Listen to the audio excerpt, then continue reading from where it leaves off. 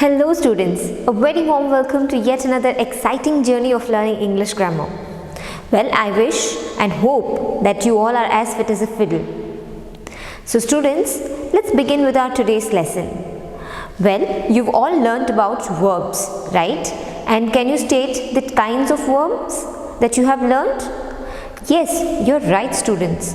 You've learnt about finite and non-finite verbs. You have learnt about transitive and intransitive verbs. You also learnt about regular and irregular verbs, right? So today it's time for us to learn about the next kind of or next type of verb. Well, what is that? Well, we know that the verb changes according to the person and tense. Then it is known as a finite verb, right?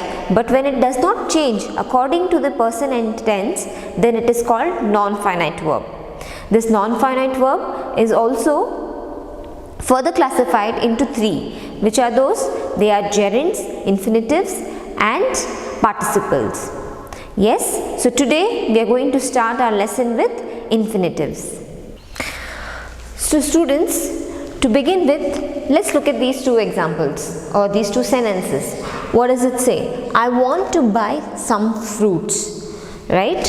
And then it says Ronnie wants to speak to her. So you can see that the verb want has taken two forms based on the subject or the person. So based on the person, the verb want has changed its form. So such verbs are known as finite verbs. And we have other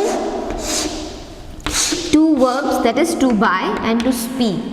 This is non-finite verb, or we can say infinitives. So overall, when we look at the sentence, we understand that there are two. One is one is finite and one is non-finite verb.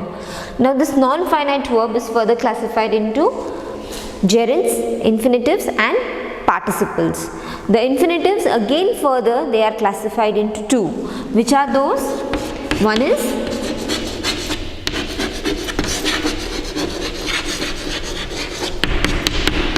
bare infinitive and second one is with to.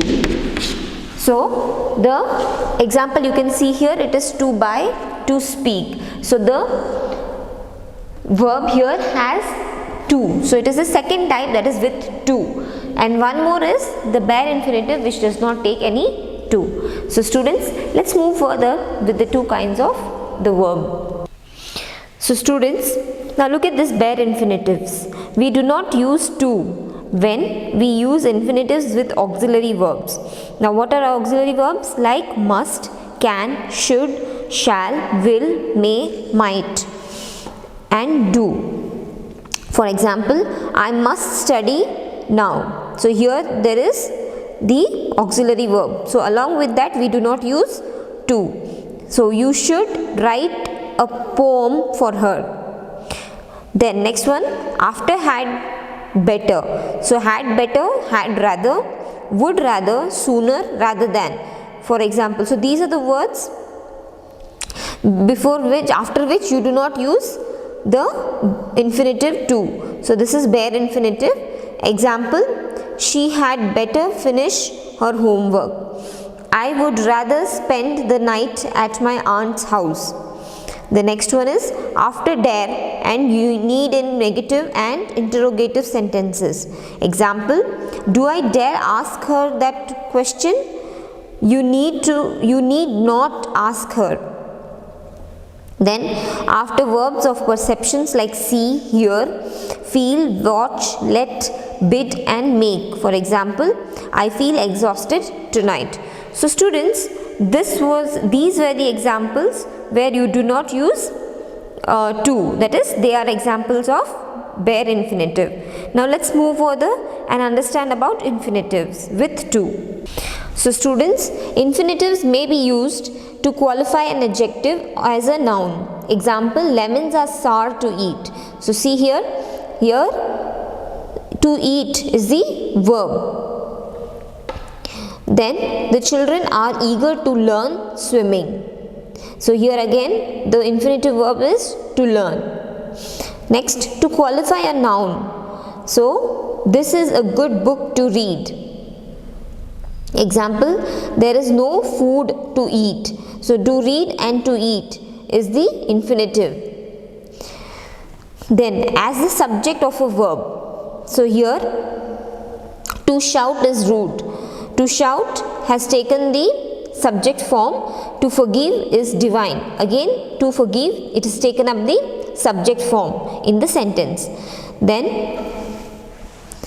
as the object of the verb. So, in this sentence, they have taken as the object of the verb. So, here you can say, I do not mean to upset you. Then, she likes to paint horses.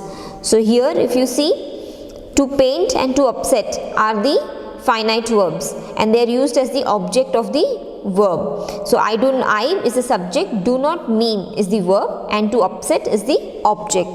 So, kids, I hope you understood these 4 points. Let's move on with the next point, that is point 5, 6 and 7. So, next one, as the complement of the verb. So, here it says her greatest desire is to sing this song. Her greatest desire is to sing this song. So, to sing is the verb, the infinitive, and then you have it is his ambition to be an artist. To be is the infinitive. So, here they have taken the place of the complement of the verb as an object of the preposition. So, here the talk is about to begin. So, the talk is about to begin. About to is the preposition and to give is the infinitive verb. Then example, the old woman was about to fall.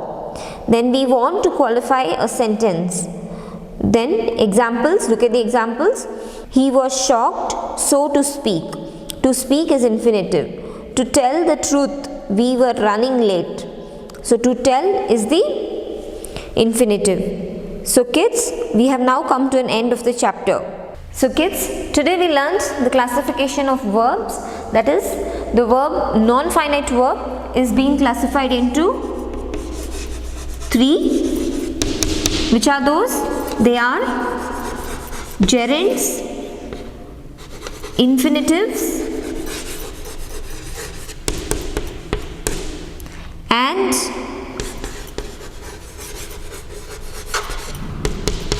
participle. So, kids, we learned the classification of verbs, especially the non-finite ones, which are classified into 3 kinds, that is gerunds, infinitives and participle. The infinitives is further classified into 2 types, that is bare infinitive and infinitive with to. Then further we learnt the usage of the infinitives and the examples related to the infinitives. Alright students, take care all of you and happy learning.